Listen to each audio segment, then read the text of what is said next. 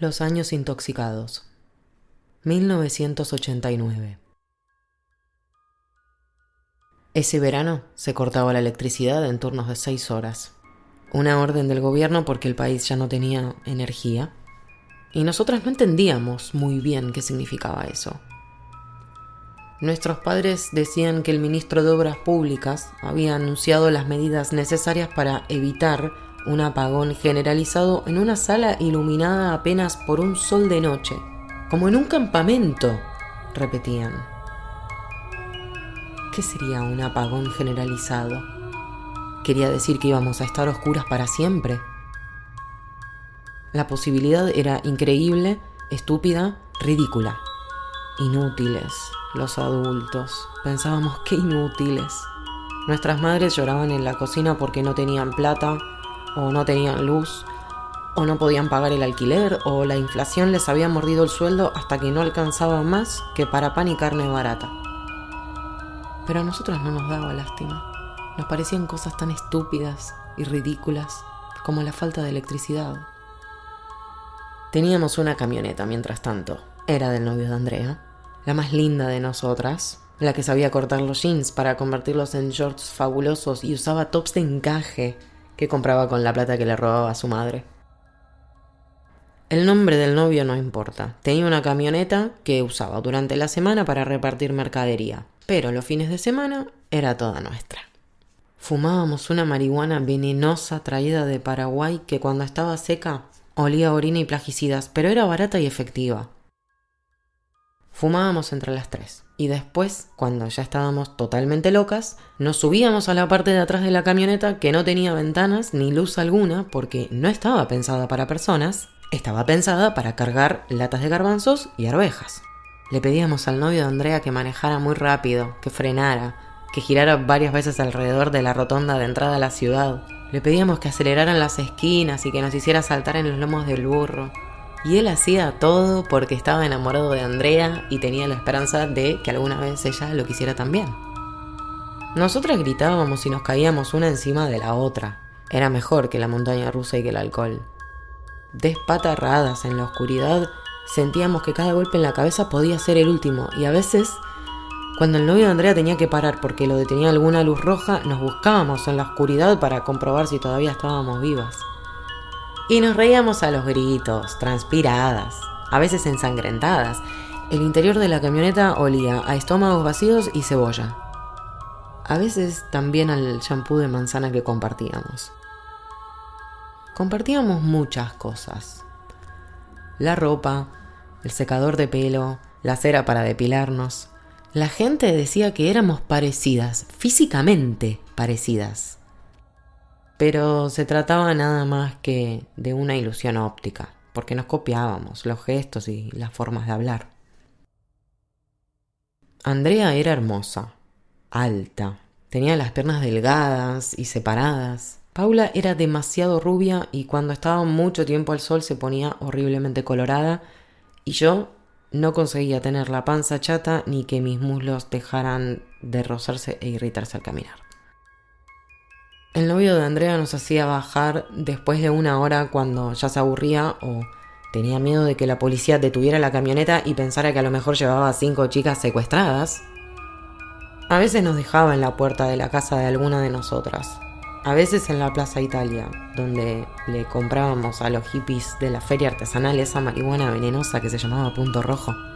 También tomábamos clericó, que uno de los hippies hacía en una lata de tomates de 5 litros, con pedazos de fruta grandísimos, porque era perezoso y siempre estaba demasiado borracho como para cortar las bananas, naranjas y manzanas en trozos prolijos. Una vez encontramos un pomelo entero y una de nosotras se lo puso en la boca como un lechón navideño y corrió entre los puestos. Ya era de noche y las artesanías se iluminaban con un generador que compartían todos los feriantes. Volvíamos a casa muy tarde, muchas horas después de que la feria cerrara. Nadie nos prestaba atención ese verano.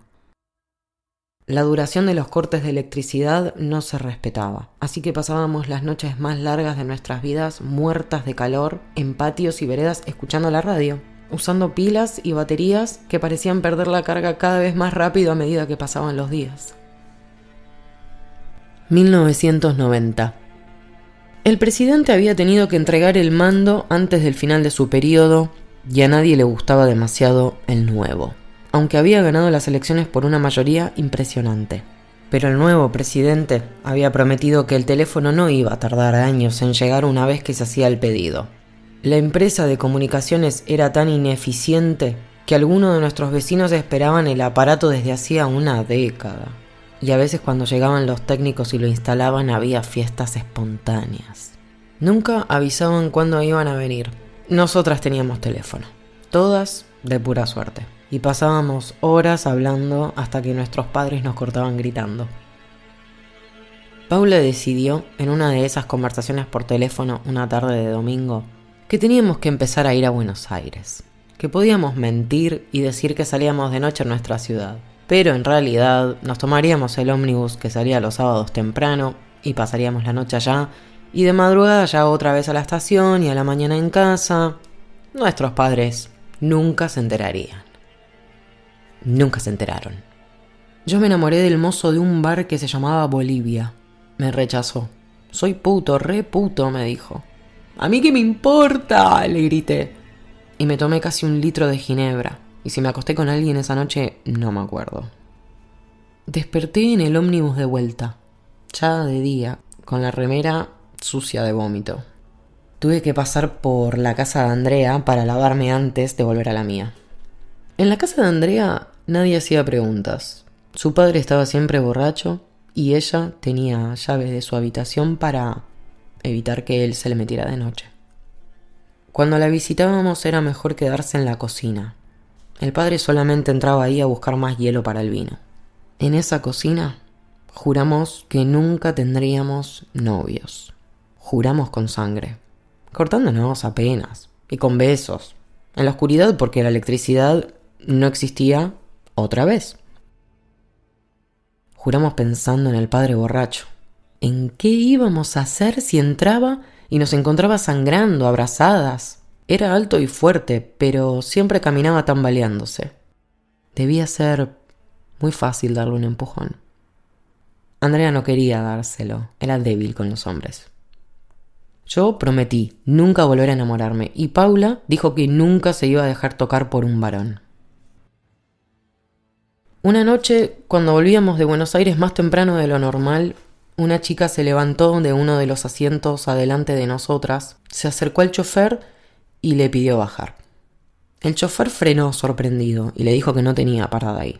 Estábamos atravesando el Parque Pereira.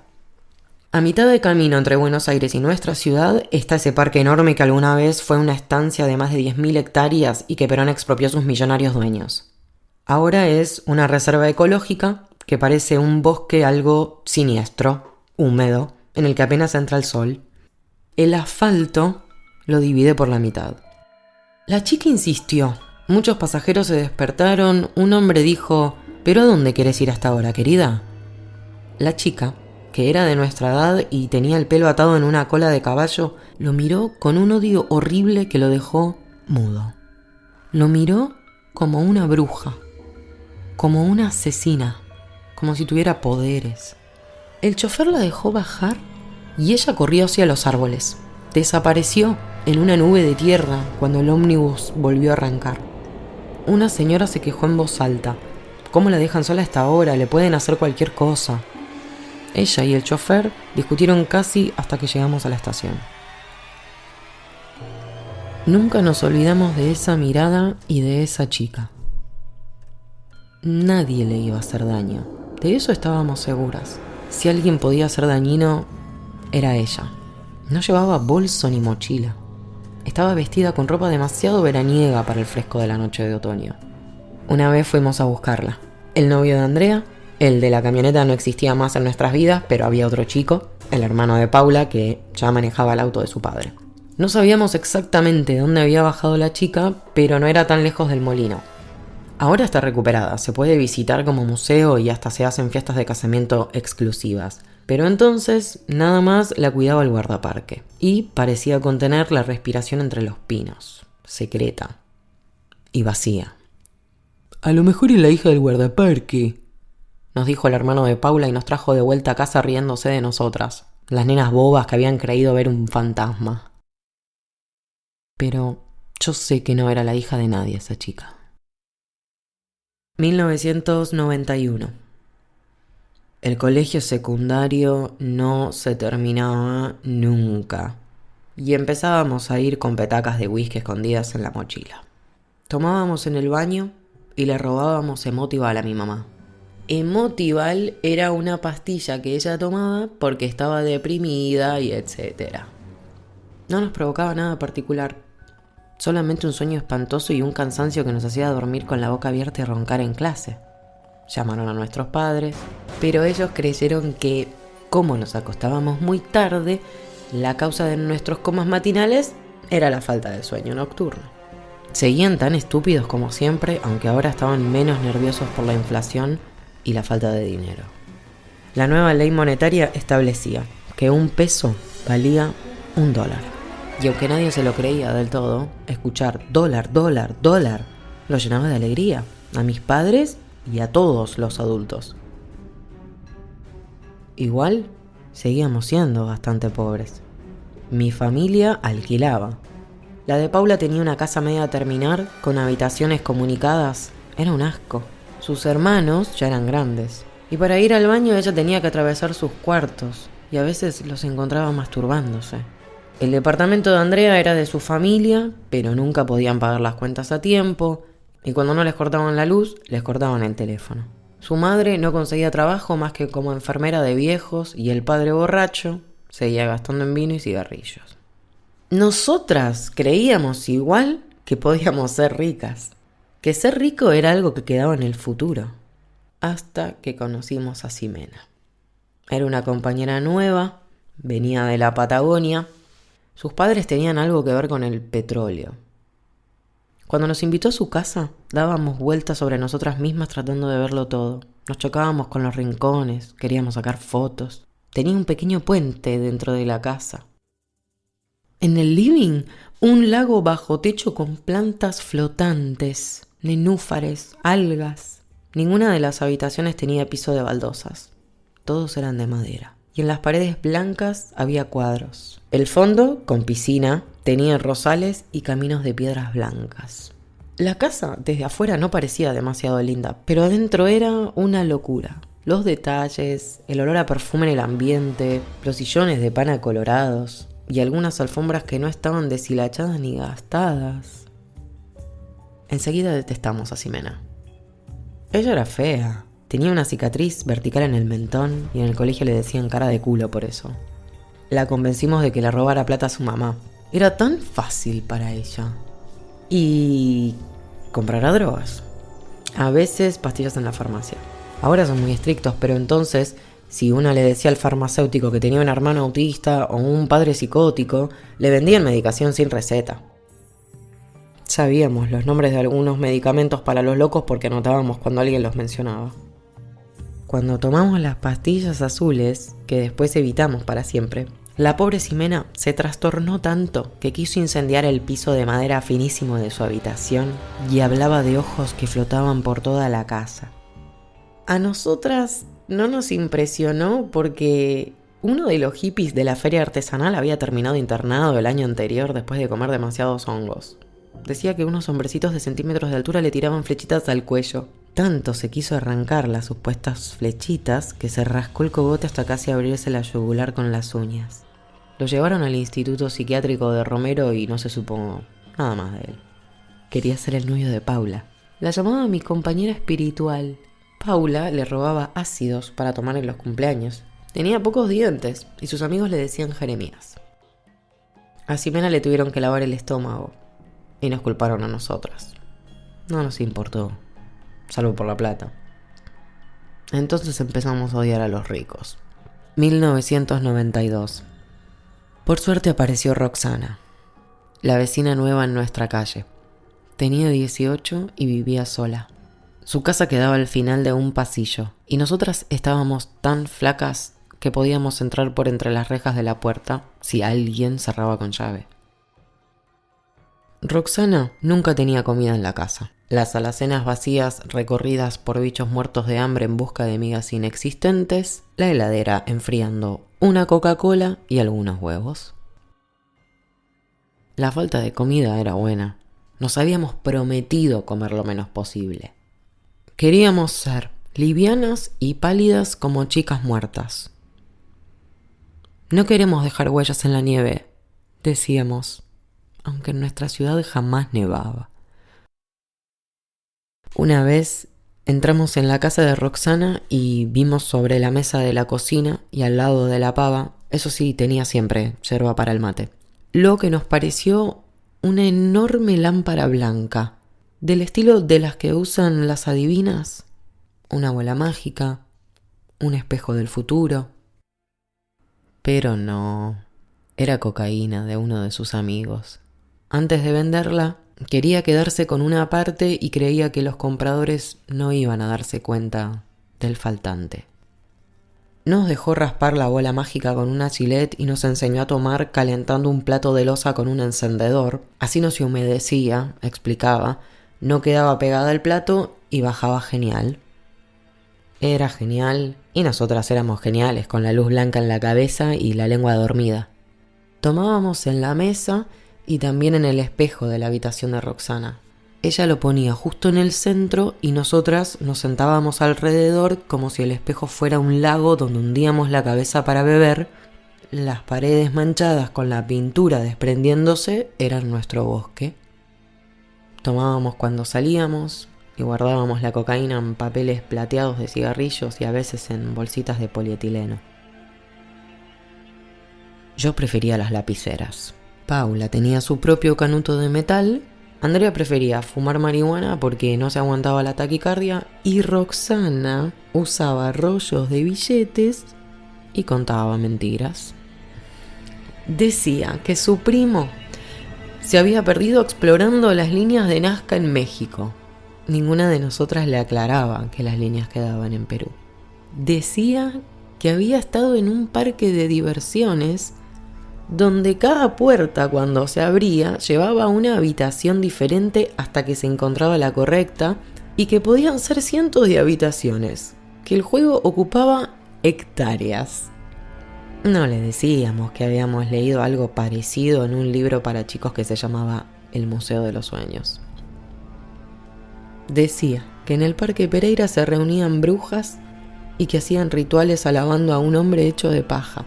Y, aunque nos sobresaltaba escuchar sobre ritos en el parque, no le decíamos que lo que describía se parecía mucho a una película que habíamos visto en televisión un sábado a la tarde, una película de terror buenísima, donde mataban chicas para que volviera la fertilidad a una isla inglesa. A veces no tomábamos cocaína y preferíamos un poco de ácido con alcohol. Apagábamos las luces y jugábamos en la oscuridad con inciensos encendidos. Parecían luciérnagas y a mí me hacían llorar. Me hacían acordar a una casa de tejas con parque, lejos de la ciudad, una casa con estanque donde jugaban los sapos y volaban las luciérnagas entre los árboles. Una tarde cuando jugábamos con el incienso, pusimos un disco, Uma Aguma de Pink Floyd, y sentimos que nos perseguía algo por la casa. Un toro quizá, o un cerdo salvaje, con dientes cuernos. Y corrimos, nos chocamos, nos lastimamos. Fue como estar en la camioneta otra vez, pero dentro de una pesadilla. 1993. En nuestro último año de colegio, Andrea conoció a su nuevo novio, que cantaba en una banda de punk. Cambió.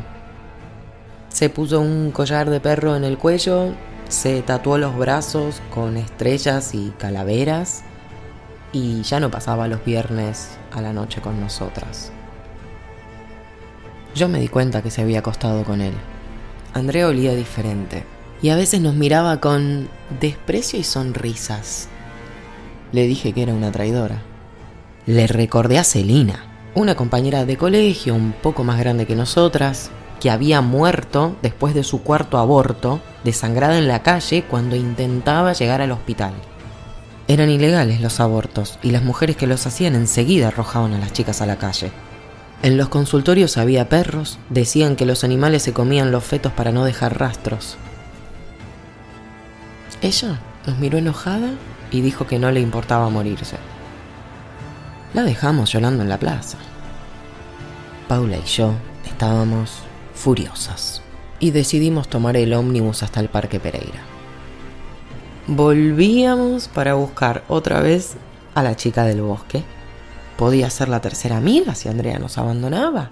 Ya habían construido la autopista, así que por el parque circulaban los peores ómnibus. Los que tenían mugre vieja pegada en los asientos, olor a nafta y sudor, el suelo pegajoso de gaseosa derramada y posiblemente orina.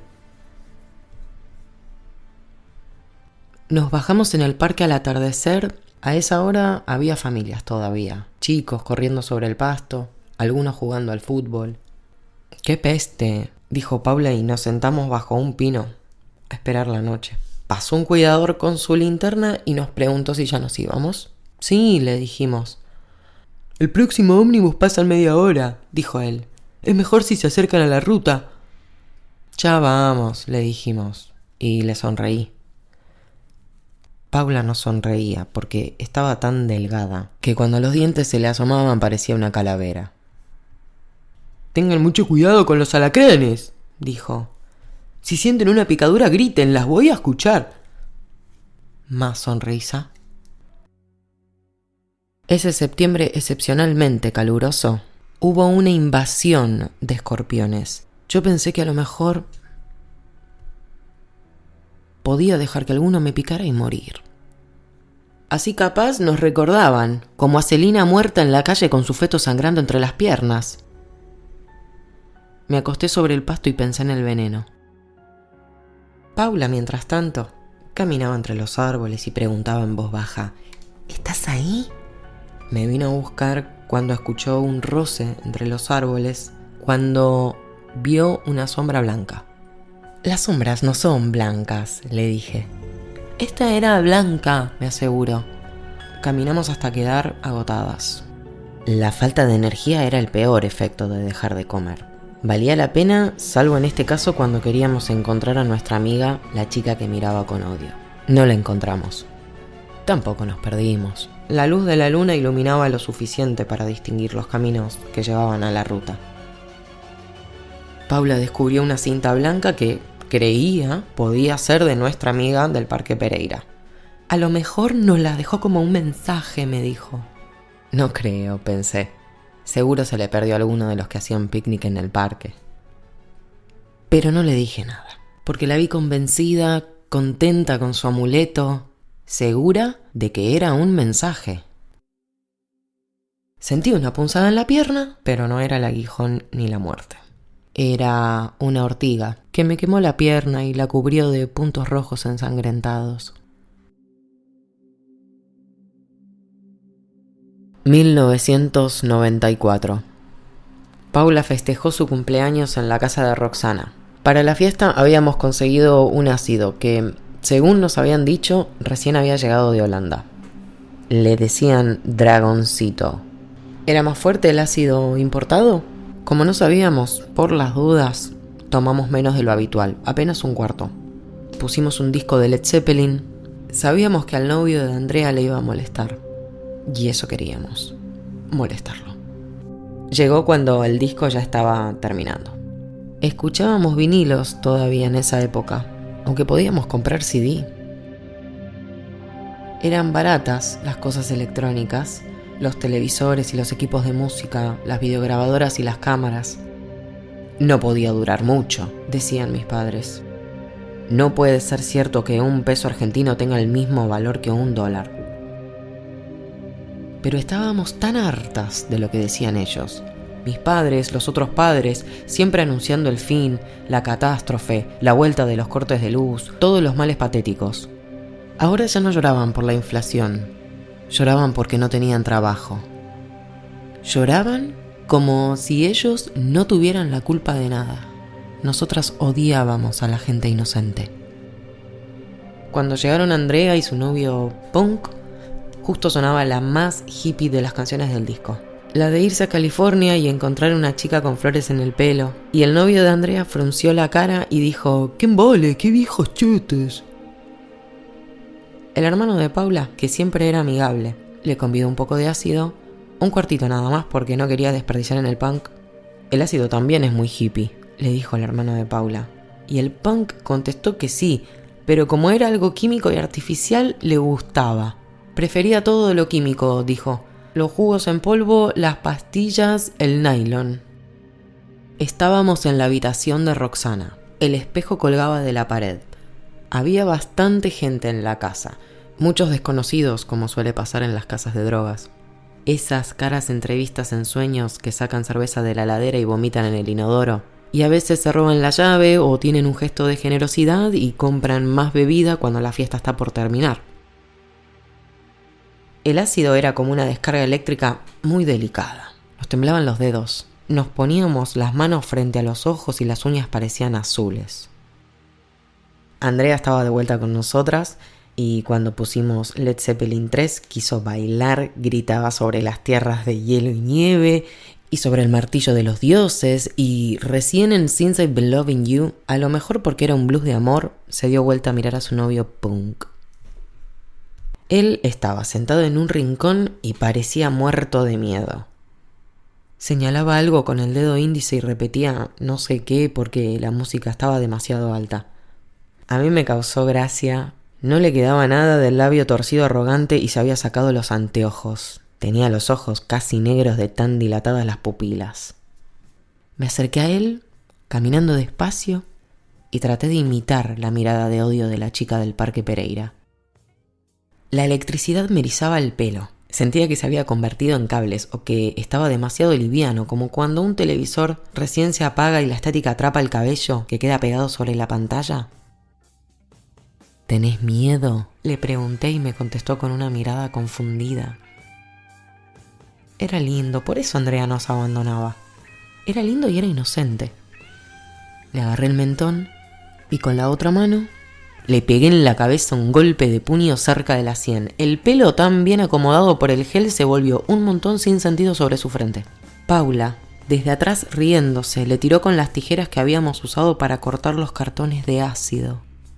Recién entonces me di cuenta de que se había puesto la cinta blanca de la chica del bosque en el pelo. De pura mala suerte, la tijera le pegó al novio punk sobre la ceja, esa parte de la cara que sangra mucho. Nosotras lo sabíamos porque alguna vez nos habíamos cortado la frente adentro de la camioneta después de alguna frenada violenta. Él se asustó, el punk. Se asustó mucho cuando la sangre le goteó sobre la remera blanca y seguramente vio lo mismo que nosotras, o algo parecido distorsionado por el ácido. Sus manos llenas de sangre, las paredes manchadas, nosotras con cuchillos a su alrededor. Quiso salir corriendo de la casa pero no encontraba la puerta. Andrea lo siguió, trataba de hablarle, pero él no entendía. Cuando salió al patio, el novio punk se llevó por delante una maceta y en el piso empezó a temblar. No sé si de miedo o si eran convulsiones. El disco se terminó, pero no hubo silencio. Escuchamos algunos gritos y risas. Alguien estaba alucinando con escorpiones o a lo mejor los bichos habían invadido de verdad la casa. Paradas, rodeamos al novio punk. En el suelo, con los ojos entrecerrados y la sangre en el pecho, parecía insignificante. No se movía. Paula se guardó en el bolsillo del jean un cuchillo casi de juguete, un cuchillito para untar jalea sobre el pan. No lo vamos a necesitar, dijo. ¿Está muerto?, preguntó Andrea y le brillaron los ojos. Alguien volvió a poner música, allá en la casa que parecía tan lejos. Paula se sacó la cinta del pelo y se la ató en la muñeca. Volvimos a la casa a bailar. Esperábamos que Andrea abandonara al chico en el suelo y volviera a nosotras. Otra vez las tres con nuestras uñas azules, intoxicadas, bailando frente al espejo, que no reflejaba a nadie más.